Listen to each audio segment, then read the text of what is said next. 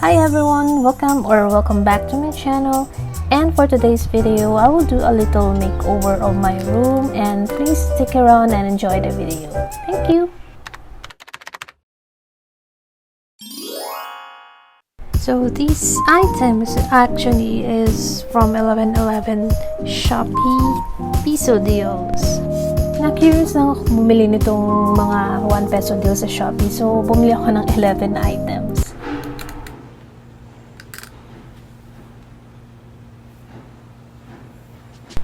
So, bago ang lahat, magkape muna tayo sa umaga. Good morning coffee.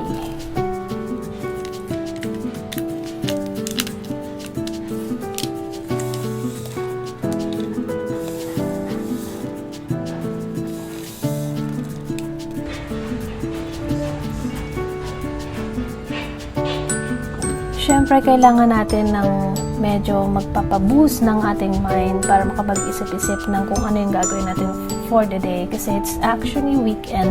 And syempre, marami tayong mga pwedeng gawin. So right now, gusto kong bumili ng fur para sa mga tables. So ayan, babrowse ako. So I decided to do a fix on my bed table today. I'll just put a very nice cover para maganda-ganda naman ang itsura niya. This is actually also my wallpaper. So this one is a work in progress. As you can see, hindi pa siya tapos. And ang hirap talaga pag mag-isa mo lang siyang nilalagay.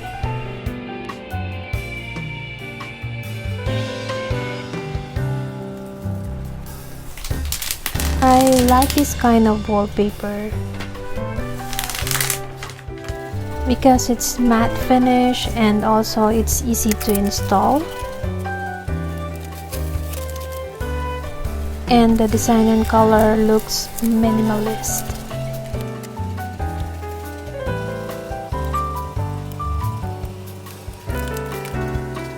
I bought this wallpaper in Lazada for 123.57 per roll, and the roll or the size of the roll is 10 meters by 45 centimeters. So really, it's a good buy for me kasi mahaba and talagang marami siyang mag-cover. Now it's finished. So one word for this is seamless. So, may natira ba tayong leftover from yesterday? So, ito na lang yung lunch natin.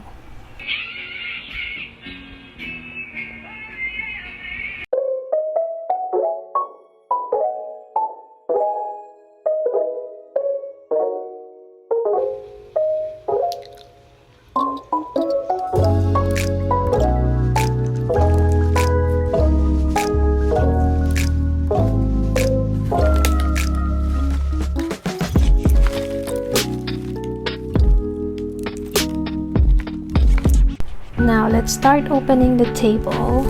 So, I'm replacing my work table because it's not sturdy. This is currently my work table. So, papalitan na natin siya. Yay! Itong table na to, hindi siya super heavy. So, kayang-kaya natin siyang buhatin. And ang maganda dito, hindi mo na siya kailangan i-screw or mga pagdugtungin ng mga parts kasi easy to install na siya or set up. Itataas mo lang yung laminated table niya, tabletop, and okay na. So guys, I got this table for 999 pesos plus the shipping fee of 215 pesos, but I got an order discount of 100 pesos by using a Lazada wallet, and the total payment I made is 1,114 pesos. I'm just doing a sturdy check here para to make sure na hindi ako nagkamali ng bili, and to also give a review of this table in Lazada. At first, I thought it is not sturdy kasi umuuga siya ng konti, but I tried to move it to another area which is on the left area, so hindi na siya umuuga. Okay na yung table.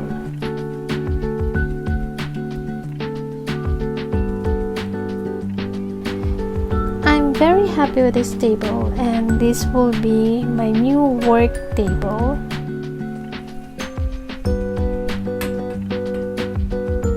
So if you also want this table, I will just put the link in the description box para makabili din kayo.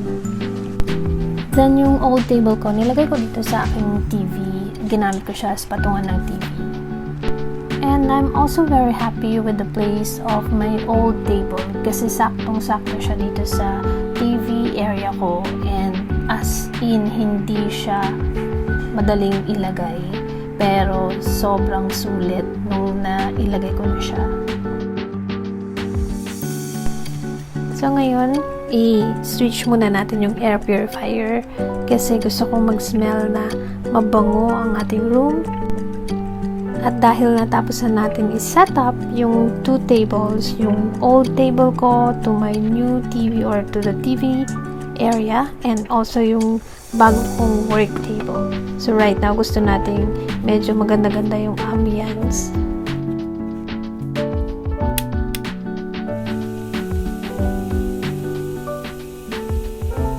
Now, let's open this new parcel na dumating, and I've been waiting for this.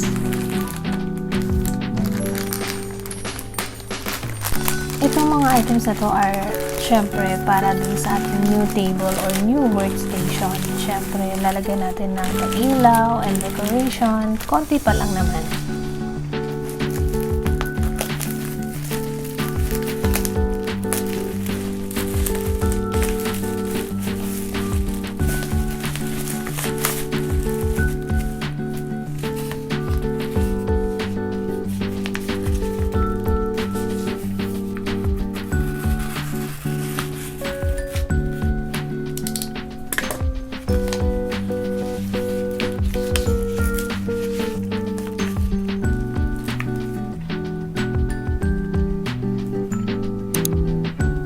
I bought this LED light poster in Shopee and costs 129 pesos.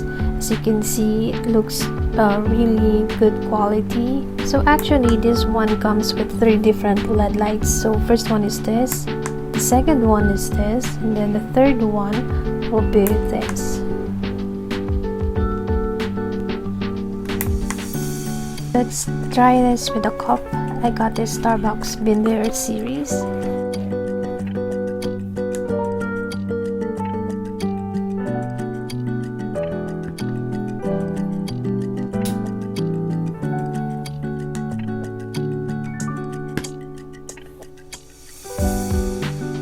I actually like this one better. So let's open another LED light. So I got this too from the same shop in Shopee.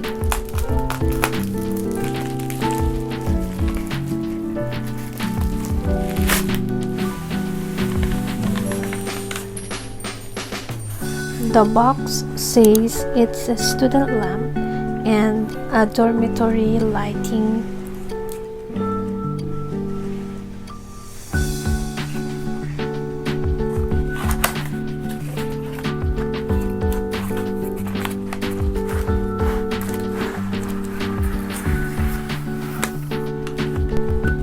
The size of this LED light is actually 35 cm and meron siyang 3 color light. It also comes with yung mga metal plates niya and also 2 magnets na nakadikit na dun sa kanyang LED lights. And pwede mo siyang ikabit kahit saan, basta pwedeng dumikit yung ating magnetic plates or yung mga metal plates. Now, itest natin tong LED lights natin kung gumagana siya or okay siya at hindi siya defective. So, this one is yung kanyang white light and pwede mo siyang i-adjust yung kanyang brightness. Yan, kung ayaw mo nang masyadong maliwanag, pwedeng pindutin mo yung negative sign para ma-lessen yung brightness niya. And kung gusto mo naman ng super full bright, yun, pwede mo rin pindutin yung plus sign. Ito yung kanyang yellow light and also natural light.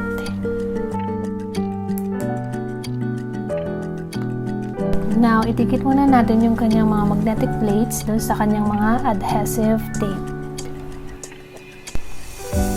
I-install na natin siya dito sa ating workstation. So, napili ko dito sa taas ng aking table, work table. Ayan, so lalagay natin siya sa taas. Medyo ilalayo ko lang siya ng konti sa table para hindi masyadong bright dun sa pag nag-reflect na siya sa aking laptop or sa table mismo. Medyo hindi lang nakukuha ng ating camera yung pag-install ko ng LED light kasi nagkamali ako ng angle. But what I'm doing here is actually sinusukat ko kung paano ko siya ididikit mismo yung kanyang adhesive na merong metal plates para maayos siya at straight yung pagkakalagay ko ng ating LED light, syempre. So, ito na nga ang ating itsura ng ating desk lamp light or desk lamp LED light. So, ganito ko siya nilagay. Tinapat ko siya sa aking board para medyo okay naman itsura niya. So, let's test. Okay sa akin yung distance ng lighting dito sa table. So, okay na sa akin yung ganitong setup. Now, here goes my workstation. So, as you can see, ito yung drawer ko. Nanggaling siya malapit dun sa aking TV area. So, saktong-sakto siya. Really, talagang hindi ako makapaniwalang sumakto yung space dito para sa aking drawer and also yung bagong work table ko.